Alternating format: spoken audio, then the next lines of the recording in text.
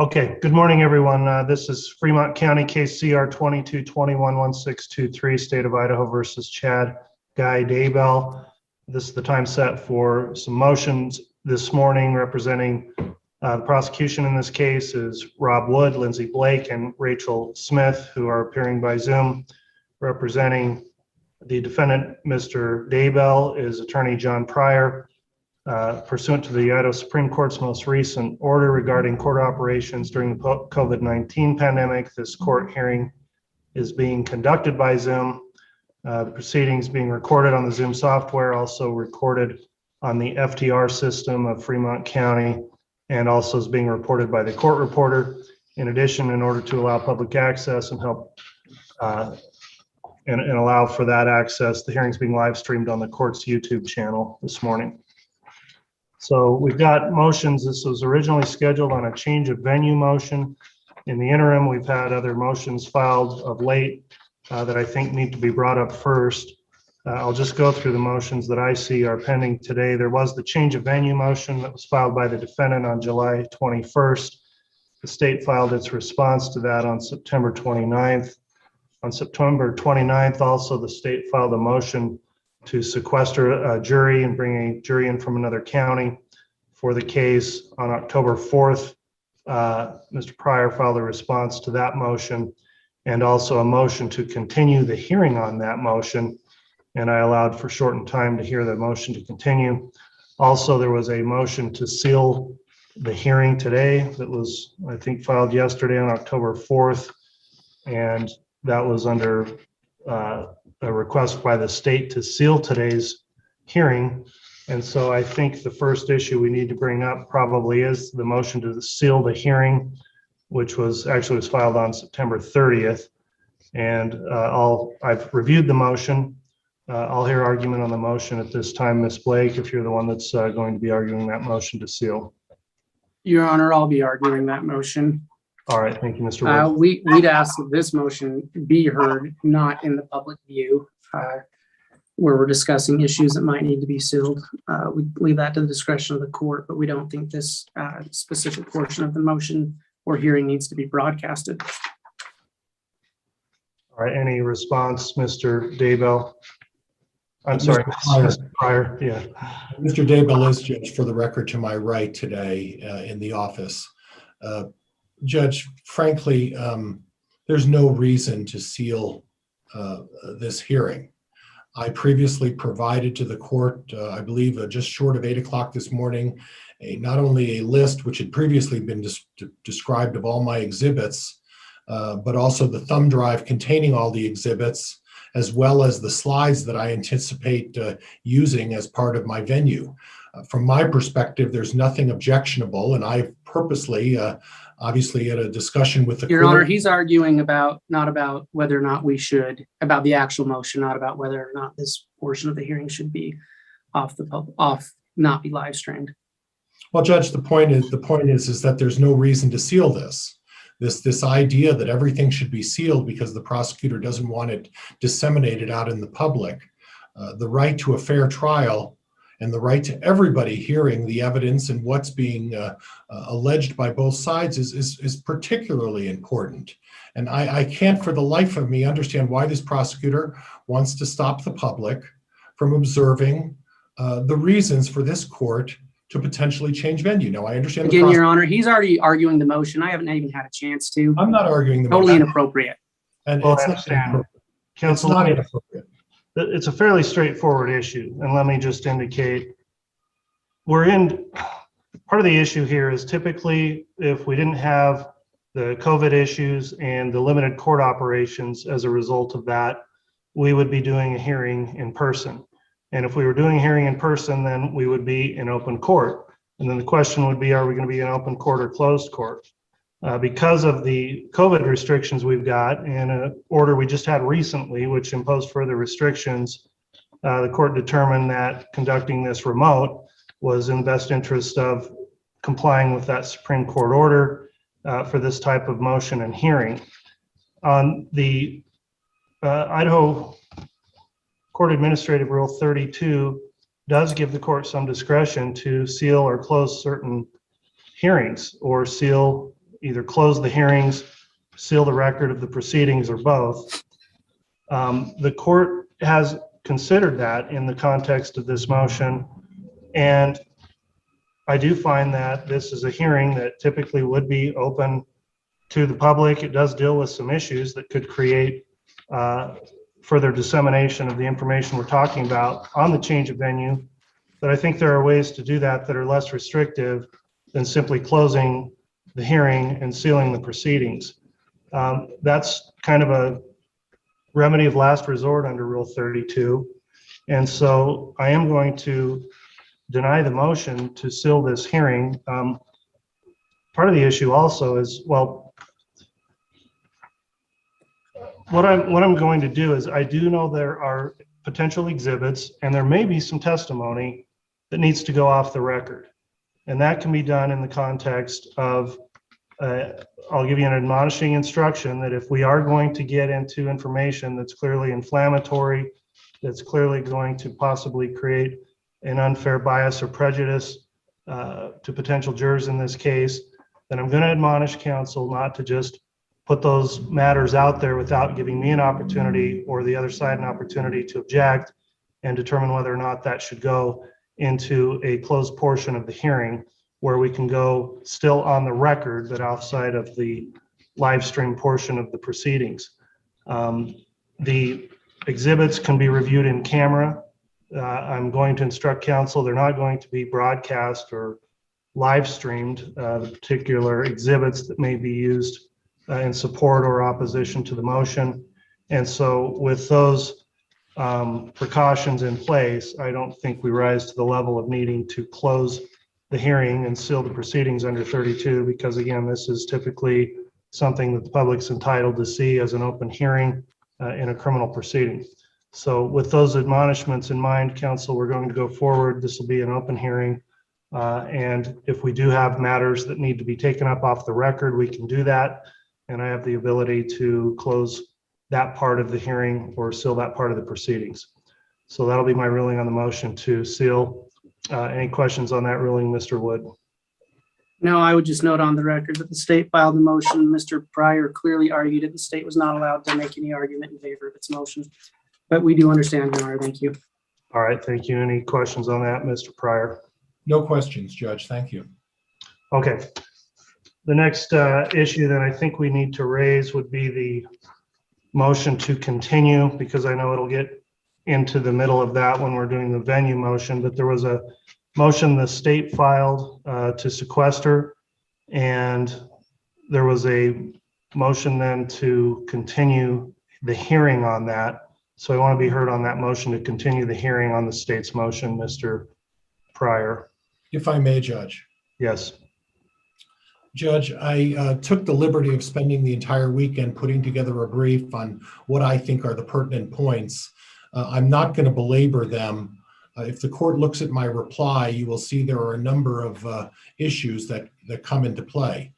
My reading of the motion to sequester only occurs after the court has decided, one, whether there's a change of venue, and two, where that venue change occurs. At that point, the state's motion to sequester becomes ripe at that point. It's a premature motion. The other issue is this, Judge. If you read my reply, there are a significant number of financial factors that go into whether this court should sequester jurors for what is likely to be a 2-month trial and the cost of that. And before I know where the trial will be or the jurors would potentially come from, what county, I can't do a fair assessment financially. And it's completely unfair. Mr. Wood filed this on the 29th. 6 days later, I'm supposed to address a motion when, frankly, Judge, my venue motion has been sitting out there for 2 months, and Mr. Wood filed his response 6 days ago. So it's a little unfair, it's premature, and I think the arguments I made in my reply speak for themselves, Your Honor. All right, thank you, Mr. Pryor. Response from the state on the motion to continue. Thank you, Your Honor. I would note that the motion to sequester a jury is not dependent upon the outcome of a change of venue. The state will be asking and has asked for the jury to be sequestered no matter where we are. So whether the court today changes venue and we have this trial somewhere else, or transfers trial, I should say, whether the court decides to change venue and then bust the jury back, as the state has recommended, if the court feels that it's necessary, or whether the court decides that Mr. Pryor hasn't met his burden, because it is his burden today, and that the change of venue doesn't happen, we're going to be asking for a sequestered jury to the state. That's a sunk cost. So the costs that the state is concerned about and will be concerned about are the additional costs of changing venue. And that's why we've made the request that in the event the court, out of an abundance of caution, decides to transfer trial, that we bust them back. In terms of this unfairness issue, I'd note that Mr. Pryor keeps complaining about the lack of a brief or reply. He never filed a brief in support of his change of venue. I'd note that this binder of documents he's talking about was delivered to the Fremont County office this morning. I don't know if we're supposed to print those off. I'm still waiting to get my copy of it, which I'm sure I will soon. But so this idea of unfairness, it's a little out of place. Your Honor, the issue of sequestering a jury does dovetail with change of venue, and it should be allowed to be heard today. Judge, in reply, and I'll be very brief, Mr. Wood in his pleadings on the 29th, 2 months after I filed my change of venue, indicated that he's not objecting to a change of venue. So at this point, Mr. Pryor, I disagree. I mean, there's some statements in there that, to avoid appeals, et cetera, they may agree to that. There's also a pretty clear statement in his pleading that they believe they can get a fair and impartial jury in Fremont County. So that's an issue still needs to be determined at the change of venue motion. And I don't see that as a stipulation at this point. I mean, that we may get there, but I think we have to have that hearing first to determine what the state's position is on that issue. Well, Judge, again, if the court's going to look at this in terms of financial factor, where exactly are we going to derive this sequestered jury from, and what county are we going to derive it from? And to give me, in reality, a couple of days to prepare the financial information to address this sequestering the jury is just blatantly unfair. I would point out in Mr. Wood's response, when I delivered my notebook to everybody, I had delivered several weeks ago the same items on a thumb drive. I hand delivered it to Ms. Blake, and I hand delivered it to the court, and it's the same documents with the exception of a couple of additional things that I just received as before. And the notebook I provided is in response to this court's direction to us that we are not to broadcast items that we find might be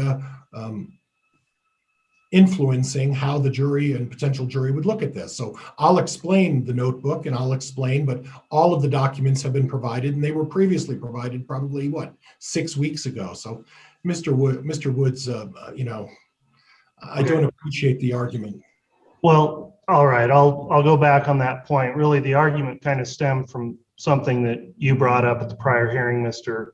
Pryor, where you said that their late filing just before the status conference was some sort of gamesmanship, to which I disagree. I've dealt with both Ms. Blake and Mr. Wood on many occasions on many criminal cases, and don't find them to be prosecutors that are playing games in any sort. And I think that's what kind of started this line of personal insults to the attorneys back and forth. And I admonish both of you that just keep things professional here.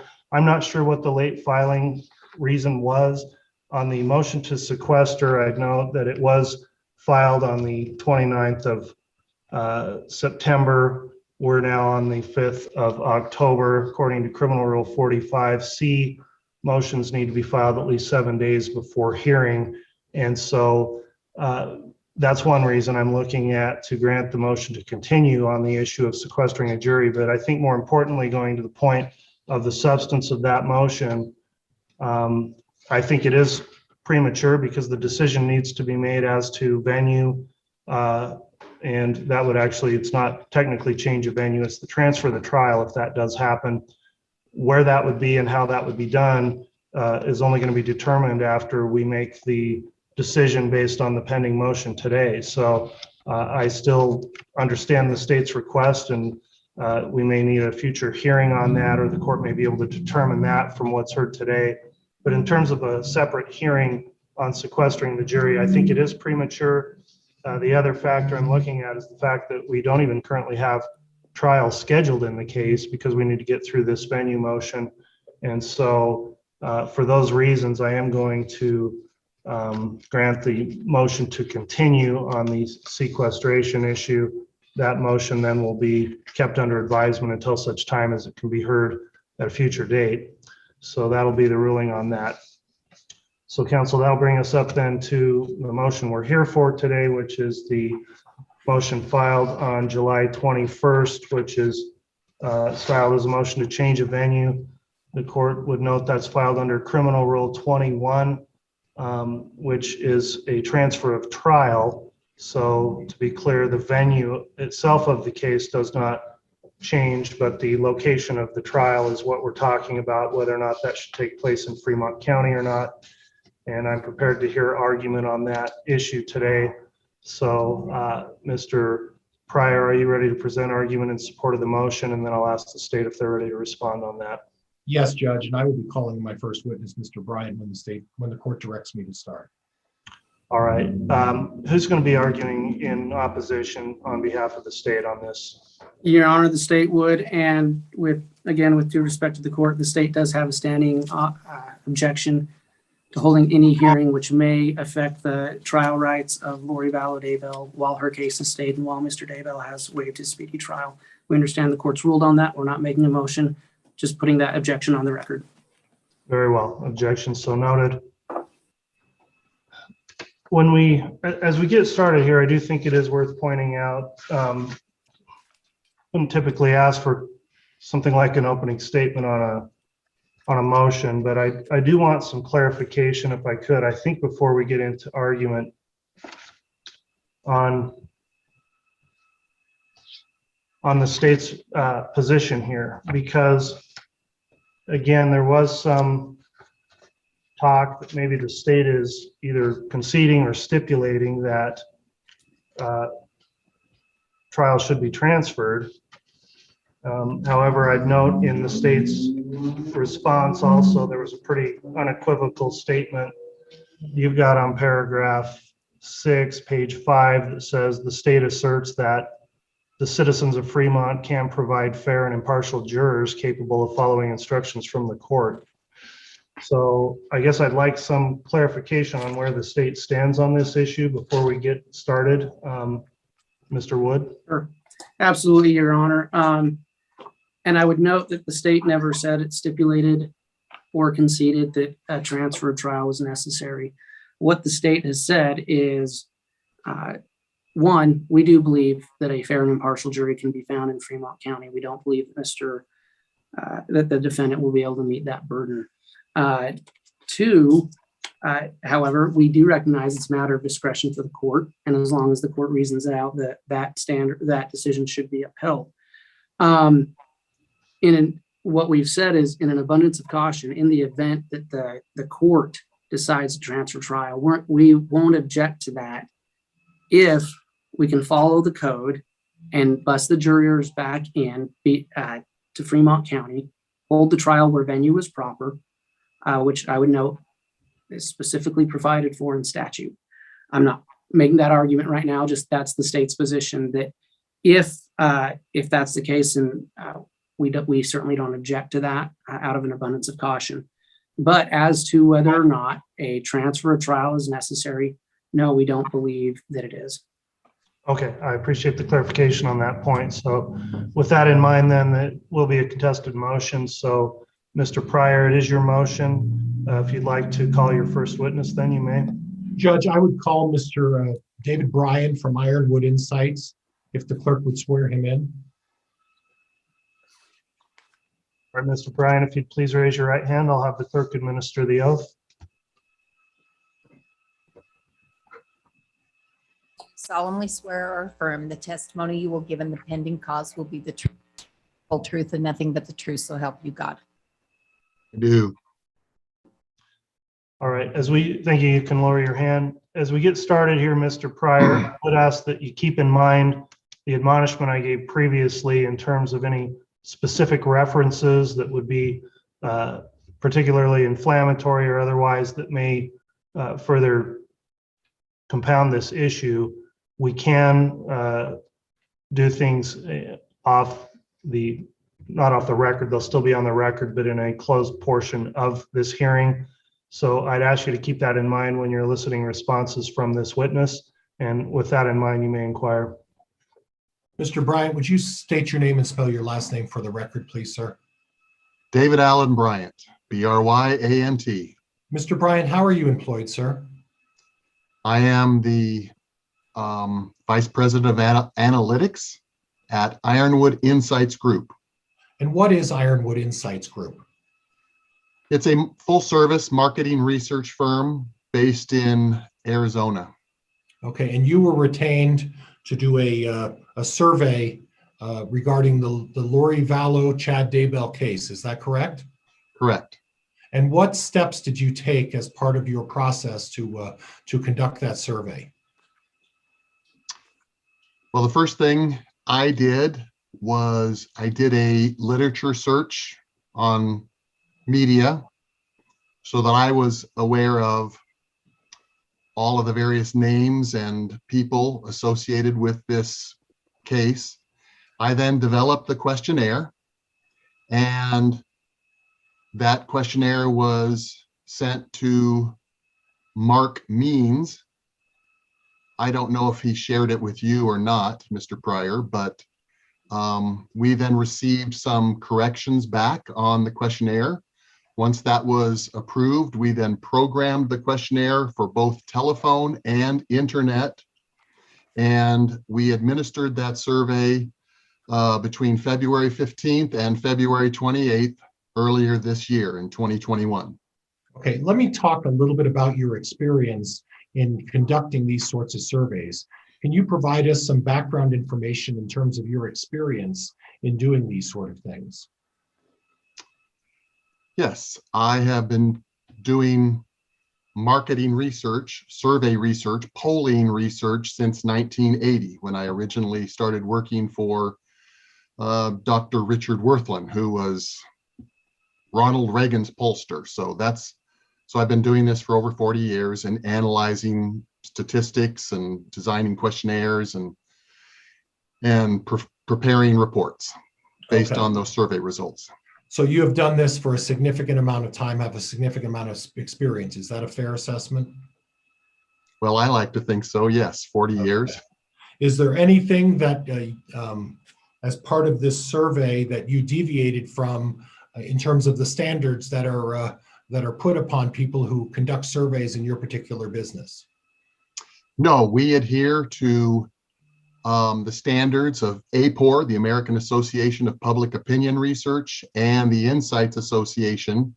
These are standards for maintaining confidentiality of respondents and the way the survey was developed. It's developed to be unbiased in terms of its questions and the sequence of the questions.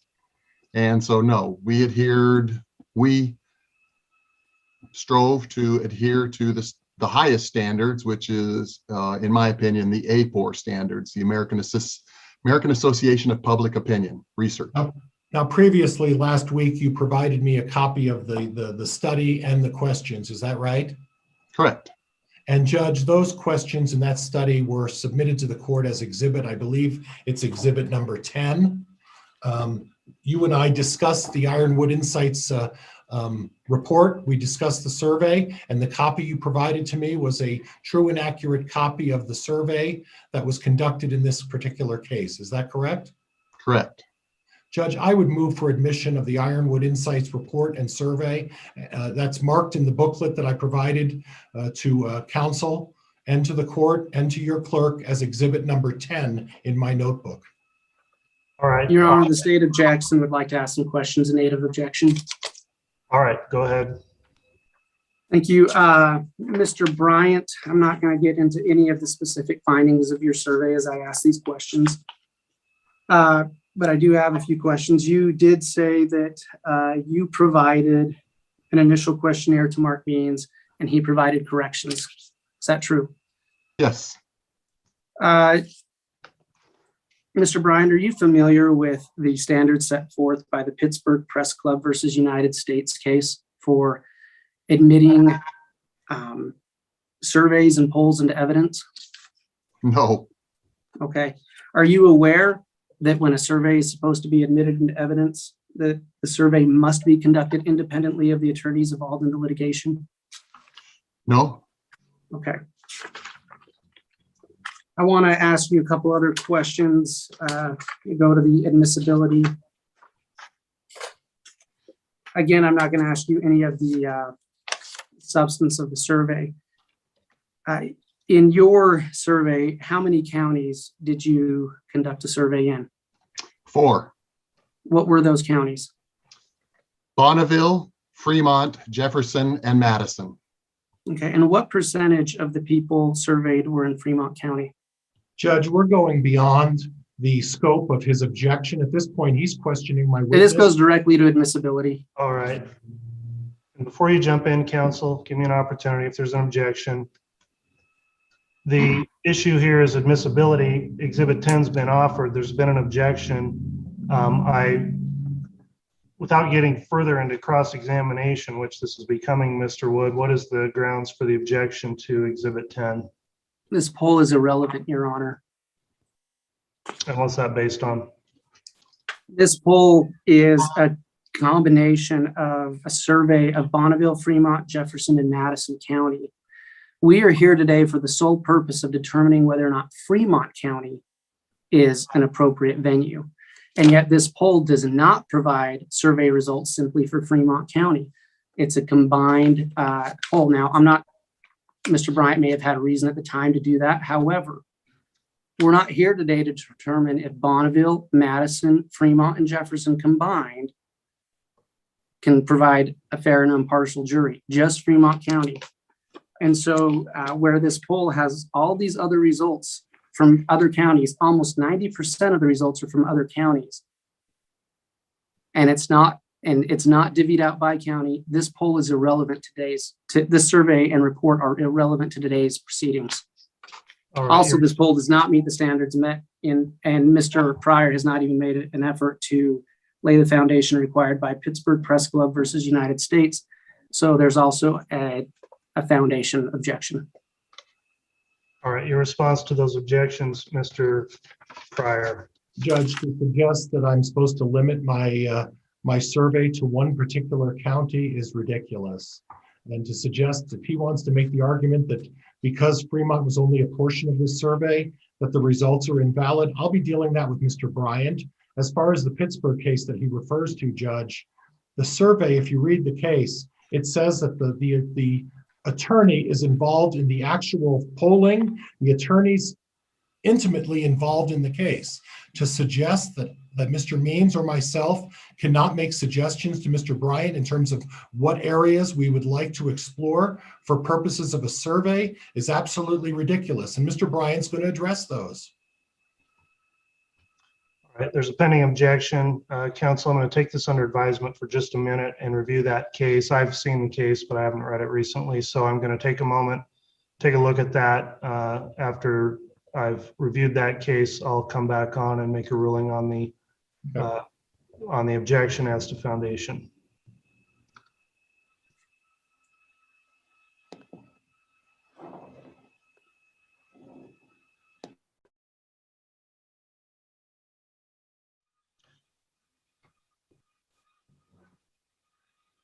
All right, counsel, we'll be back on the record here. The court has considered an objection to the admission of defendants Exhibit 10.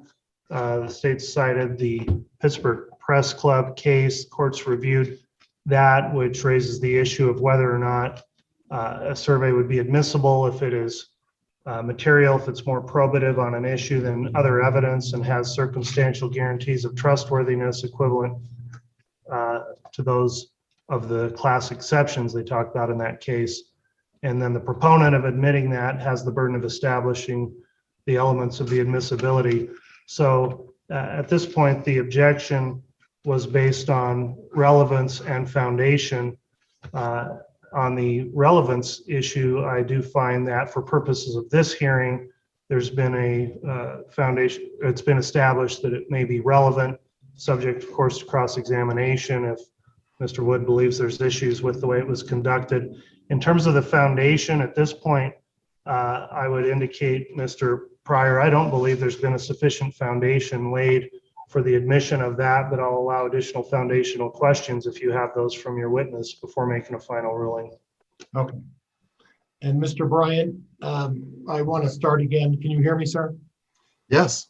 Can you hear me? Yes. So at this point, the survey that was conducted by your organization was done in the ordinary course of your business from your company. Is that correct? Yes. And nothing deviated from the standard procedures that you applied and the standards that are set out by your trade and organization. Is that correct? Correct. And you conducted the survey. Now, in regards to the questions, ultimately, Mr. Means did provide you some suggestions, but ultimately you formatted and put together all the questions yourself through your organization. Is that right? Yes. And then those questions were transmitted out on a variety of medium. Is that correct? Correct. Both. We conducted the survey by telephone and by internet, by an invite to a web survey. Now, based on the size of this survey, and before we get into that, when we're talking about the percentage of error or the percentage that would apply to a particular survey such as this, how much of a percentage of error or a deviation is there on a survey such as this?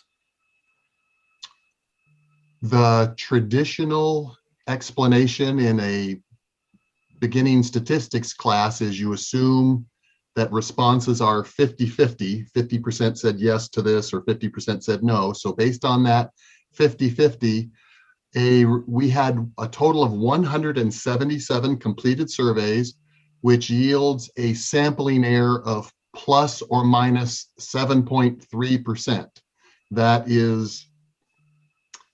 table is actually included at the end of the report. As you move towards further extremes, as numbers become 60-40, 70-30, 80-20, and so on, then that sampling error becomes smaller and smaller. Well, that brings up an interesting point, is that part of the questions and part of this survey was to decide and find out what people's feelings were regarding the Chad Daybell, Lori Vallow case, correct? Yes. And one of the questions, obviously, was whether or not people in the survey thought that Mr. Daybell or Ms. Vallow were guilty. Is that correct? Correct. And the percentage. Objection, we're getting into the substance of the poll without it being properly admitted. I don't need to admit it yet. Well, if we're going to testify off of it and the results, then it's been offered and we need to get a ruling on the admissibility. So I've allowed for additional foundation. Do you have any additional argument on the objection to the admission of that survey, Mr. Wood? Yes, Your Honor. There are 7 factors that Pittsburgh requires. So far, Mr. Pryor has, I do believe he has established Mr. Bryant as an expert. However, he has not met any of the other requirements. In fact, he has, I would argue, actually gone against some of those requirements. And so we still object. He has not laid the proper foundation for this poll or the results to be admitted into court.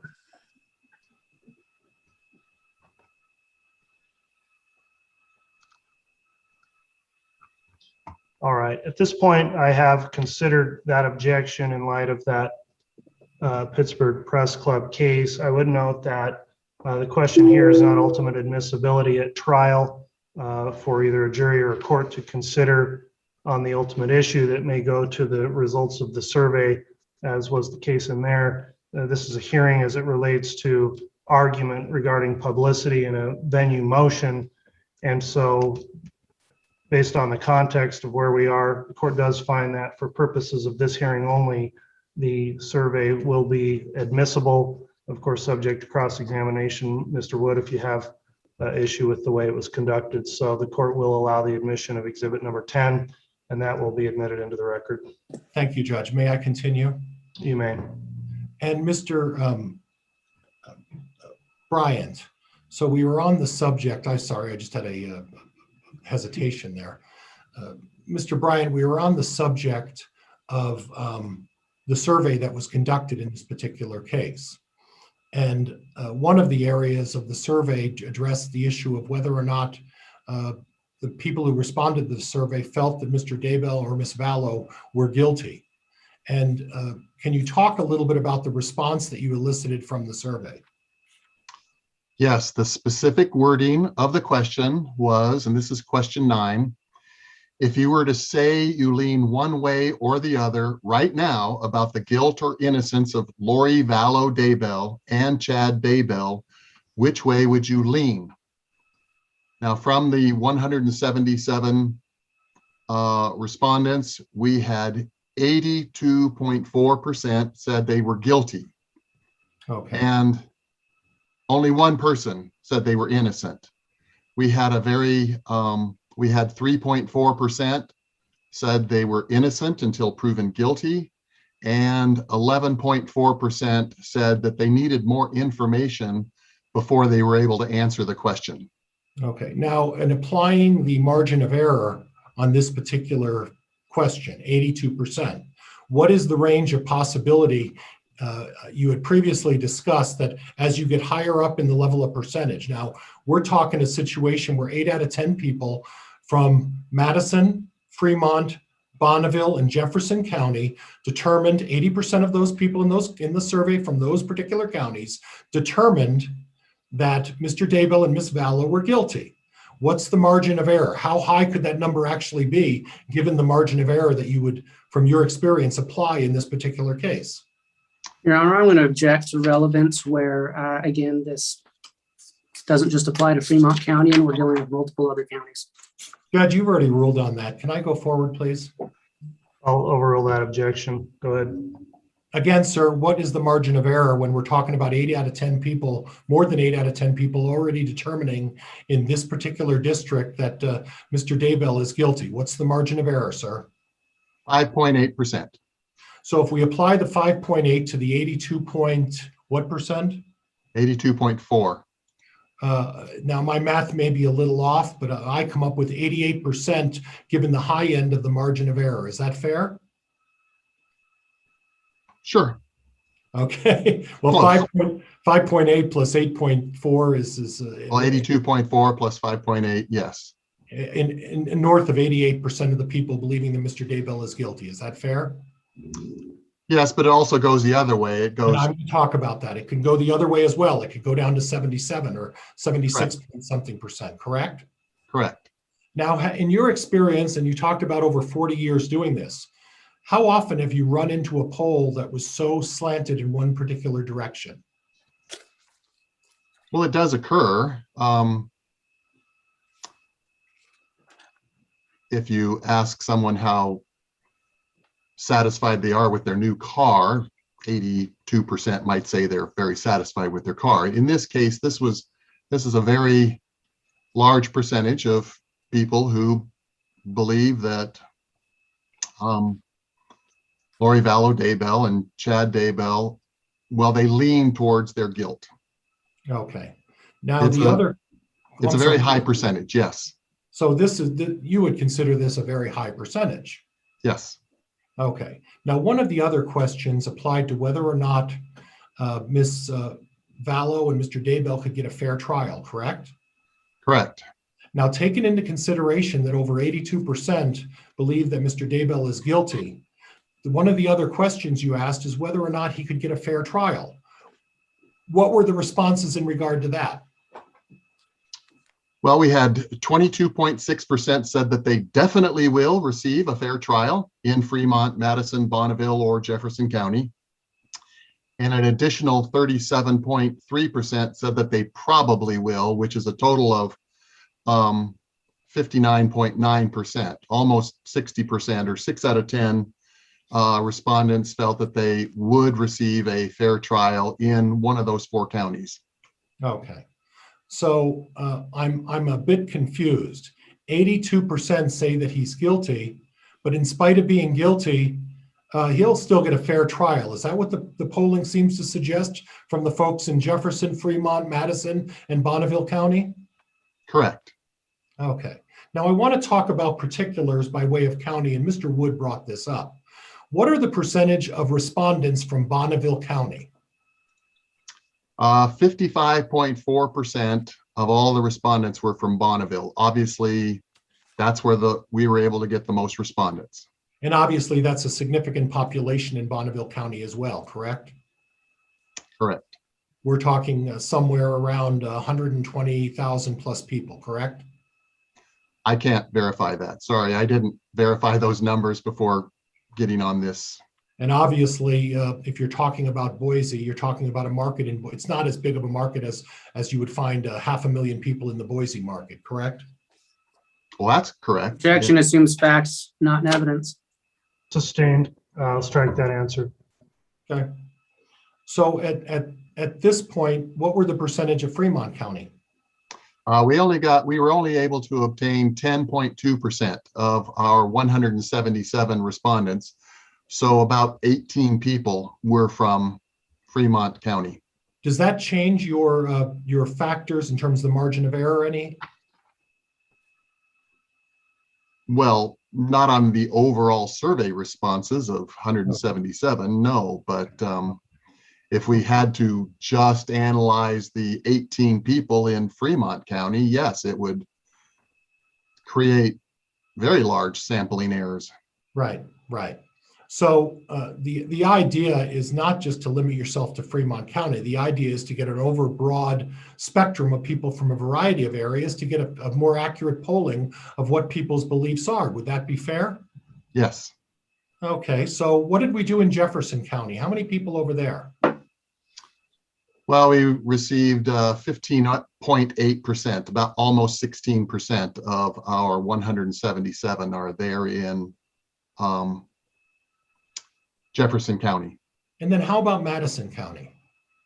18.6%. Okay, so the people as a result of this survey were predominantly from Bonneville County, is that correct? Correct. Well, And over 50% from Right. all four counties came from that one county. Right. So predominantly the idea here, and obviously you're the expert in this, is to draw from a large swath of people to get a more accurate representation of how people in Eastern Idaho feel about Mr. Daybell and Ms. Vallow. Would that be fair?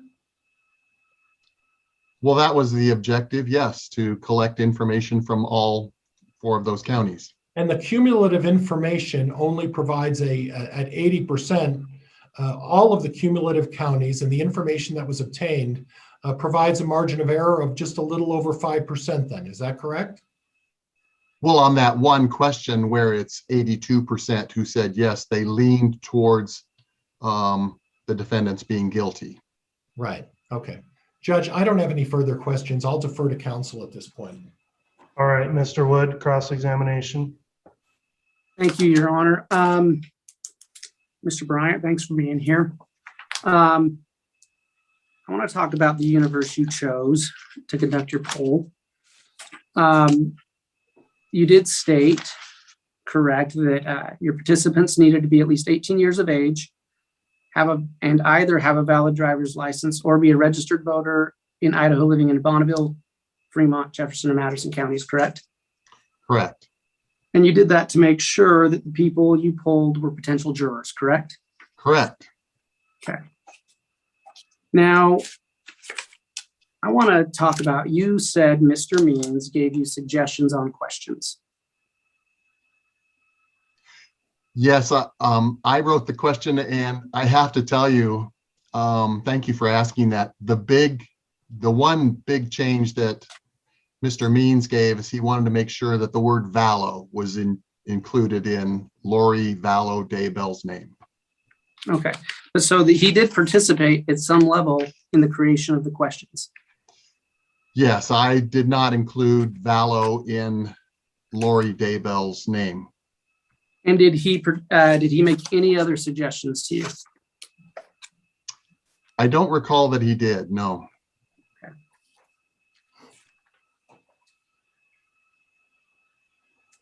Okay. I want to talk about your representative sample. You've said that 10.2% of the individuals polled came from Fremont County, correct? Correct. And And that, that, according to my math, is about 18 people. Is that correct? yes, I actually have the numbers right here. Actual numbers, if you don't mind. That would be great. We actually have achieved 98 out of Bonneville,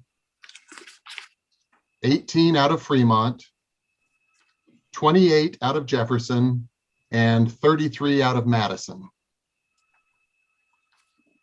I can repeat those if you need me to. I've got it. Thank you. You've been conducting surveys and polls for, you said, approximately 40 years. Correct. How many times have you polled as to the guilt of a criminal defendant in an area where a juror could be called? Twice before. Twice before. So this isn't done regularly, is it? No, I have to admit, most of my research is in healthcare, public policy. Okay. And so in doing your poll, let me ask you this. Are you familiar with, did you study any census numbers to get the relative populations of the counties you polled? No, Okay. And you said that you sent an invite out for the poll online. Is that accurate? correct. And so, and how did people respond to that? What was the methodology for sending that out, and how did people respond to it? We contract with a sampling firm, specifically Dynata, which is one of the largest in the United States. They're based out of Provo, Utah. And Dynata, we requested panel sample meeting. We identified the criteria of over a certain age, driver's license, registered voter in those 4 counties. They told us how many they had where they had email addresses, and they told us how many they would have where they had telephone numbers. So when they had email addresses, we sent them an invite indicating that we were conducting a poll with residents in those 4 counties. And if we were able to get a response by web via an online survey, then we collected those. If we had both an email address and a telephone number, and they did not respond to the web invite, we then followed up with a telephone call. If all we had was a telephone number, then we started out conducting by making telephone calls. Okay. In the email that was sent out, did it identify what the subject of the poll was? Yes, Okay. So someone who is interested in that issue might be more likely to take that poll, correct? that's correct. Okay. I mean, we did not say it was a murder trial in eastern Idaho. We just said we're interested in your opinion about a local a court case that you may or may not have heard of. Okay, so it didn't identify it by the words Vallow or Daybell? No, Okay. All right. So let's get to, we're here today, Mr. Bryant, to determine if jurors in Fremont County are able to be unbiased in a jury trial. And so as I look at your poll, I cannot read this and get information specifically about jurors in Fremont County, correct? that is correct. Because And we were I'm sorry to interrupt, but we were requested specifically by Mr. Means to conduct the survey in all 4 counties. all right. And he did not request that you divvy that up county by county, correct? That's correct. Okay. And so if I want to poll and survey potential jurors in Fremont County, well, strike that. Did you do any type of county to county comparison in the numbers you received? No, I was not requested to do that. Okay. And I think you testified earlier, you're not familiar with the population size of Fremont County, correct? Correct. Okay. Really quick, was this poll conducted, do you know if it was conducted on behalf of Lori Vallow Daybell or Lori Vallow Daybell and Chad Daybell? Wow, my understanding is that it was being conducted on behalf of both. Okay. That's my understanding. Okay. And when you asked the questions in your poll about guilt,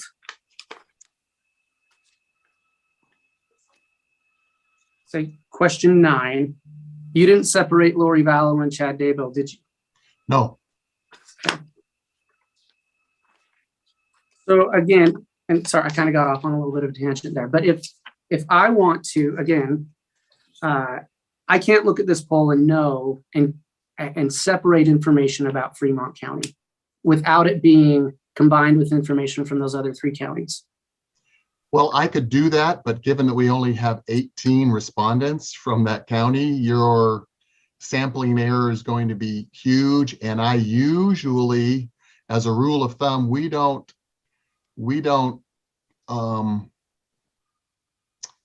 put forth results for just anything under 25 respondents.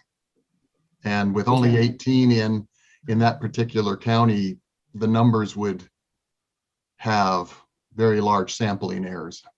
Okay.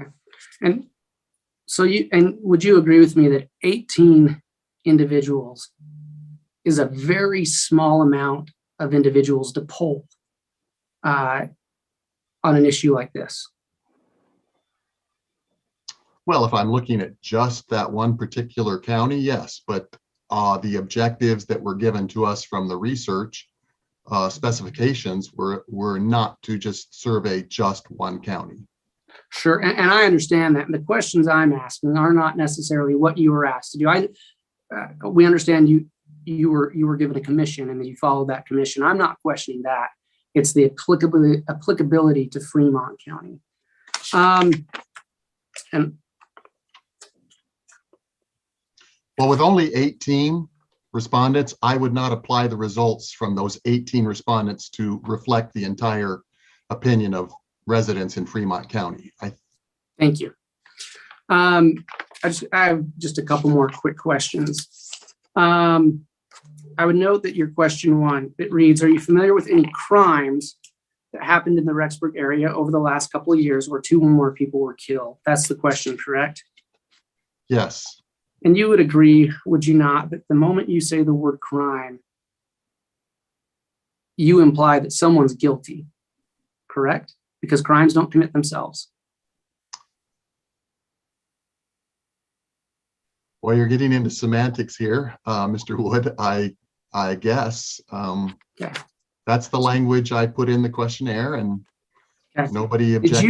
Did you ever ask anybody if they believed that individuals are entitled to a presumption of innocence before proven guilty?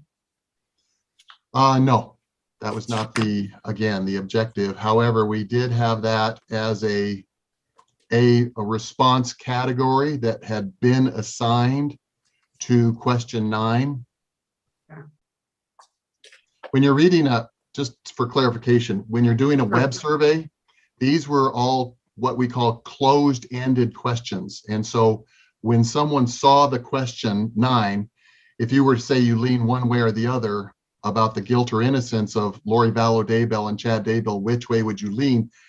All the respondents saw the possible responses of guilty, innocent, innocent until proven guilty, and need more information before answering. And they had the option of saying, I don't know. So they saw those on the screen as they were conducting the survey. Similarly, if they participated in the survey via the telephone, the interviewer read those response categories to the respondent. And so there again, they heard the words innocent until proven guilty. Okay. Did that answer your question? Somewhat. Not exactly. I understand a little more how the poll was conducted now. Based on the way these questions were asked, would you be able to separate out the bias against Chad Daybell as opposed to Lori Vallow? No, Okay. I'm sorry. Yeah, we, the only thing that gets to that is we have, we have questions 3 and 4. Question 3, do you remember any details about this crime or the people involved? That was an open-ended question. So we didn't give them any names, but, and so you can see in question 3, 39.2% mentioned Lori Vallow Daybell, 35.2% mentioned Chad Daybell. Those are what we call open-ended questions. I didn't give them a list of options to select from. People mentioned Lori Vallow Daybell or Chad Daybell. Okay. Now, based on your answer that you can't separate the bias totally between Mr. Daybell and Mrs. Vallow Daybell, is it also fair to say you cannot separate the bias between Mr. Daybell and Mrs. Vallow Daybell in Fremont County? Oh, definitely not. Not from only 18 respondents, no. So, Mr. Bryant, with the way you're answering these questions, if you were to conduct a poll for the purposes of finding if a jury could be pooled in Fremont County only, you would have wanted to question a lot more than 18 people, correct? Well, I would have, yes. Statistical rigor, rules of APOR would have requested or would require that we had at least 100 completes just from that one county. Okay. I just have just a couple more questions. Did you have any help in conducting the survey from people in your firm? Absolutely, yes. I had a project manager. I had programmers who programmed the survey. And would you consider those people that work with you to be experts? Well, absolutely. Okay, that suffices. I don't. Yes. Were you aware of the purpose of the litigation when you conducted your poll? It was originally mentioned to us by Mr. Means that yes, this was specifically the Fremont change of venue survey. Okay. And again, you testified earlier that you're not familiar with the United States Supreme Court case, Pittsburgh Press Club versus United States. Judge, No. I'm going to object at this point. This court made a ruling on that issue, and Mr. Wood is just trying to relitigate an issue that this court already addressed.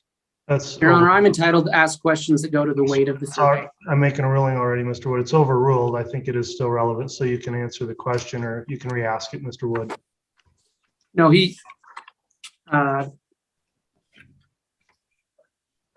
did answer the question, if I'm correct, that he was aware of the purpose of the litigation, Your Honor. And the question The state this time has, Mr. Wood, the question objected to is about the press club opinion. And I don't believe it was an answer. well, he already testified to that, Your Honor. He wasn't aware of it. That's fine. At this time, the state has no further questions for Mr. Bryant. The state would make a second motion to exclude, though, based on Mr. Bryant's answers, that this poll for the purposes of Fremont County is simply not sufficient. I think he said he need 100 complete surveys, and there are only 18. So again, the state makes a second motion based on lack of relevance to exclude this poll. All right, your response to that motion before we get into further redirect, Mr. Pryor. Judge, at this point, the survey was done in a 4-county area that included Fremont County. As a whole, And as a complete whole of 170 plus 77 responses, Mr. Bryan testified that the margin of error is 5.8%. So as a whole, in counties that include Fremont, in counties that include Madison, in counties that include Jefferson and Bonneville. Now, the allegations in this case rise out of both Madison and Fremont County. To have this court order myself or Mr. Means to do a survey in Fremont, then do a survey in Madison, then do a survey in Jefferson, and then do a survey in Bonneville would be prohibitive. So my feeling is if the court wants to apply whatever weight to this survey it wants to apply, that's the court's prerogative. And at this point, the relevant argument is inapplicable in this particular situation. It's clearly relevant. All right, I've considered the state's second motion to exclude after the testimony of Mr. Bryant. The issue that's brought up for the court is the small number of Fremont County citizens that were polled as part of this polling, a total of 18. The issue before the court is whether or not a fair and impartial jury can be found within Fremont County. And for purposes of this hearing, which is what the Exhibit 10 is being proffered for, and the issue as it relates exclusively to Fremont County, the court does find, based on the responses of Mr. Bryant, that Exhibit 10 will not be considered both for lacking foundation and on relevance grounds, mostly based on his very candid testimony that he would not apply the results of the survey to Fremont County because the sampling error was too small and the margin of error would be potentially too large, and it would go against the standards of APOR, which are the standards he used to conduct the survey, with a result of only 18 participants on the survey. So I think clearly, having heard those responses, the court can't consider this survey as it relates to finding potential jurors in Fremont County. So the court is going to sustain that motion offered by Mr. Wood, and the survey Exhibit 10, although previously admitted, will not be considered in the court's determination on the issue. And Judge, in response to the court, if I may, if you look at my change of venue motion, I am asking to move from Fremont County, but I specifically in my motion address the issue as it relates to the 7th Judicial District that includes Madison, Jefferson, and Bonneville counties. My motion for change of venue specifically says that this hearing and this trial could not be effectively held in the 7th Judicial District. So I would ask the court to strongly reconsider its position as, although this is Fremont County, I think the court is splitting hairs by saying, yes, Fremont County, and but frankly, I was also moving for the entire move from the 7th Judicial District. And under the rule, I'm permitted to seek a change from a particular judicial district. So at that point, based on how I've pled this in my pleadings, I think it is relevant. Your Honor, I would just very quickly respond. This poll did not include all of the 7th Judicial District. It left out Bingham County, which is a fairly large county, and a couple of other smaller counties. So the poll would still not be relevant. Well, Judge, I don't have to go over every entire county to do this. What I do is I take the largest county within the 7th Judicial District, who happens to be Bonneville. I take the 2 counties that happen to be where a significant number of these allegations arise, and I take the adjoining Jefferson County. So when I pled this, I included the 7th Judicial District in my pleadings, and under the rule for a change of venue, a transfer, a trial, I am allowed to select and plead that this particular judicial district is not appropriate. So I renew my motion, Judge, and ask the court to reconsider and allow this exhibit to be admitted. All right. Well, I've considered the arguments on the admissibility of this Exhibit 10. I've also considered the change of venue motion itself and Criminal Rule 21. And still the question before the court today, while Rule 21 does contemplate whether transfers should occur within the district or outside of the district, and that's part of a determination The first question the court has to cross as a threshold before getting there is whether or not we are transferring this trial out of the current location of Fremont County. And so the issue is whether or not we could find a fair and impartial jury in Fremont County. We haven't made a determination yet that it's being transferred within the district. If it were there, potentially this would be admissible, but where we are right now is trial located in Fremont County. The first judicial question I have to get to is whether or not we're going to go outside of Fremont County, and then we'd consider where an appropriate place would be, a different county. And so based on consideration of all that, still with those responses we have and only 18 people polled within Fremont County, the court's not going to change the decision I've made that Exhibit 10 will not be admitted or considered for purposes of this motion today. So that'll be my ruling, counsel.